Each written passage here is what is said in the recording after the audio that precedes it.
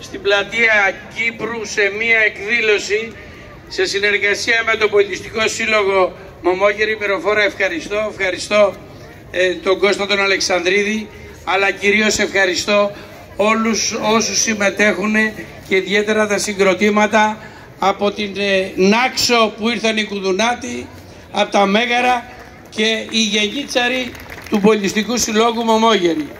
Κυρίες και κύριοι, αυτή είναι μια εκδήλωση διαφορετική, η οποία θέλει να αναδείξει τα ήθη και έθιμα, τις παραδόσεις του λαού μας, οι οποίοι είναι πίσω από τα βάθη αιώνων, από τον Διόνυσο και τις βακχικές εκδηλώσεις.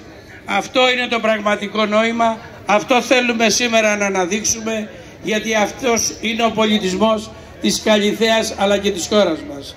Θέλω λοιπόν να ευχαριστήσω, Μυροφόρα, εσένα και όλα τα συγκροτήματα, τον Κώστα τον Αλεξανδρή, αλλά και όλους τους συμπολίτες μας που σήμερα παρευρίσκονται εδώ πέρα. Θέλουμε να σας διαβεβαιώσουμε ότι θα κάνουμε ό,τι είναι δυνατόν με τους πολιτιστικούς συλλόγους της πόλης μας. Η Μωμόγερη είναι ένα δείγμα αυτής της πολιτιστικής εκδήλωσης σήμερα.